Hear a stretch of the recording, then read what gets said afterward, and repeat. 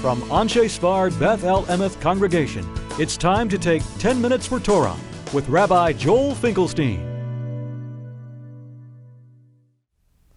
Welcome to our discussion of Parshat Beha'alotecha, the other half. If we look at the Parsha, it has a lot to say about a relationship of one Jew to another. We know, of course, in general, we have you should love your neighbor as yourself. But what is the relationship between one Jew and the next? If we look at the beginning of the Parsha, we have the Ashtelecha Shtei Chatzotzrot Kesef. We have the notion of the trumpets, the silver trumpets. With these Chatzotzrot, they would, among the many functions of the Chatzotzrot, the trumpets, is to call the congregation, and also to tell the camps to travel. So, for instance, if you blow once, then the Eidah comes, and then if you blow a Truah, then everyone scattered, they start to travel. As it says later on, Vayibin so Aaron, Moshe, that when the ark traveled, Moses made a special prayer for them.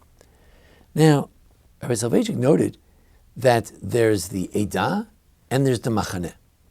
A Machaneh is a camp. A camp is a military expression. After all, the Jews are a military. Book of Numbers outlines for the first many chapters, all the way through chapter 11 or so, there's a notion of the Jews gathering in their encampments. Judah's over here, Reuben's over there, Dan and his compatriots are over there, Ephraim and Manasseh are down there, and they are a camp. That camp marches forward, as it says, may all your enemies scatter from the camp of God that's approaching the land of Israel. So, on the one hand, what are we as Jews? We're a machaneh. We are a camp. You might say you can describe someone as a tribe. You can describe someone as a camp. We are a camp. Camp consisting of many different tribes, and together we are a camp. What's the role of a camp in the army? The camp has a purpose. The purpose is to conquer the land of Israel. The purpose is to surround the Mishkan. The purpose is to worship God. We have a purpose. Then there's an Eidah. The Eidah are together, even if there isn't a shared goal or a job, a task they have to do, like conquering the land, but they're an Eidah. They are a congregation.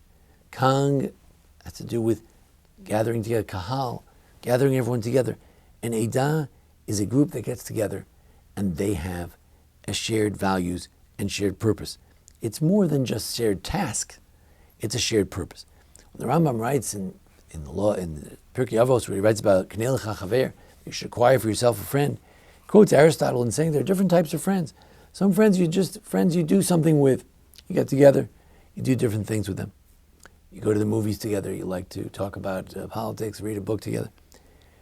But then there are other friends that you share common values and goals. So an Eidah is a group that shares common values and goals. A Machaneh is a group that you do something with. You have to go conquer the land together. So we have that dual relationship. We know we're Banim Hashem al Gilchem. We are children of God. In that sense, we're all sort of brothers and sisters together. But later in the Parsha, at the end of the Parsha, we know Miriam gets leprosy. Is it because she's simply speaking slander against her brother, or specifically because she's speaking against his role as unique role of one who has a special connection with God? She challenges that special connection as if she's the same as Moses. And we know that Moshe has a unique status. He's the one who gave us 5 books of Moses. It's a very high level of prophecy, not comparable to any other prophet. But whatever it is, she receives leprosy. Of course, at that point, Moshe prays for her, but before Moshe prays for her, Aaron, who also gossiped, prays for her as well.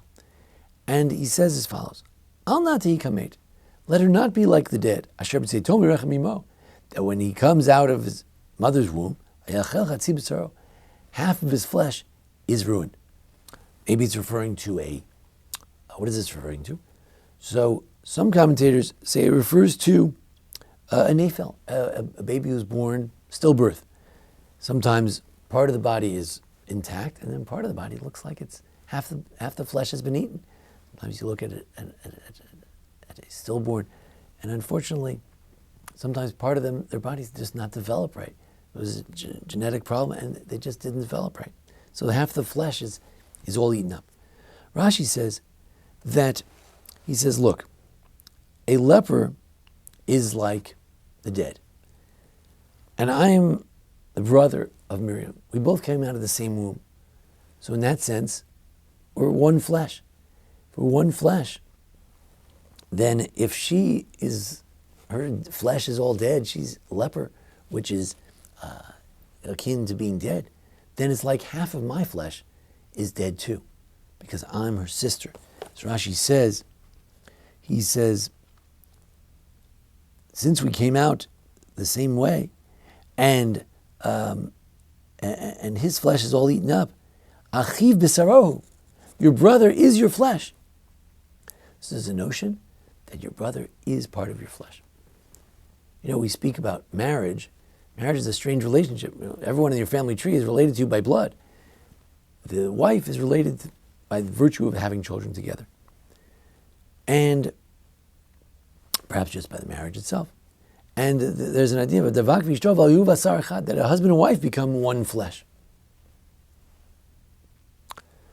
We have the Yushalmi in the Torah that says that you shouldn't take revenge against your neighbor. Why not? He says, well, it doesn't make sense. Let's say you're cutting a piece of meat. Cutting the meat, and by mistake you cut your finger. So what are you going to do? Take that knife, cleaver, and chop off your other finger, because the finger that gets cut is going to come and take the cleaver and chop off the other hand. God forbid. Why would one hand chop off the other hand? After all, we're all part of one body. So what are we saying? That the Jewish people are part of one body.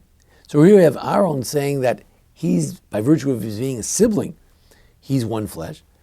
We know also that Achinu Kol Beit Yisrael, we say it every Monday and Thursday, that all the Jews are our brethren. As brothers and sisters, what does it mean? We're one flesh. If you're one flesh, so then there's no point in one part of the body taking revenge or doing anything against the other side. Sometimes communities fight and they undermine fellow Jewish communities, fellow synagogues. It's terrible. Why would you do that? You're undermining your own flesh. You're part of one body. It's just the right hand and the left hand. So how do we see ourselves? On the one hand, we are a machaneh. We have certain purposes we share together. We have to fight anti-Semitism. We have to build Israel. We have to build community. We have to help out our fellow Jews who need things. We have a common purpose. Then there's Eidah, where you share common values and ideas and ideals, that we share the Torah together, share that we're Banim Hashem L'Chem, that we're special children of God with special relationship and covenant with God. Then something much deeper. We're brethren, and what are brethren? One flesh. Brothers and sisters are really one flesh. We're all part of one body, the body of Israel. In that sense, one Jew can never take up arms or take up any sort of revenge against his or her fellow, because we are one flesh. Certainly brothers and sisters are, and should certainly see themselves that way. But not only that, but we as Jews, says the Yerushalmi and the Dorim, are also part of one flesh, part of one body. There are different people, different Jews. Some Jews have different views. Some of them I can't accept. I don't agree with them. But, as Rabbi Soloveitchik pointed out, we have covenant of Abraham, the covenant of Sinai. Sometimes it's hard to agree about the covenant of Sinai. Different interpretations of Sinai itself, of the different laws. How do you live the Torah life? Do you live a Torah life? But the covenant of Abraham, that's solid. That makes it, we're together. We have a common purpose. We're a machaneh, no question about it. We hope we'll also be an Eidah. We hope we'll also have shared values, shared ideals. But ideally, and irrespective of the covenantals of Sinai, we are one flesh. We are one body, the Jewish people. All together, Orthodox, Conservative, Reform, secular, all types. We are certainly a machaneh, we certainly a camp, we have common interest, and we are, at the highest level, we are one body, the body of Israel. Thank you for joining us here at the Anshe Sephardi Beha'alotecha congregation for our discussion of the Parsha. Join us each week for a discussion of the holidays and the Parsha. And thanks to Jason Lefkowitz, our producer. Thank you. This has been 10 Minutes for Torah with Rabbi Joel Finkelstein. To learn more, visit asb.org.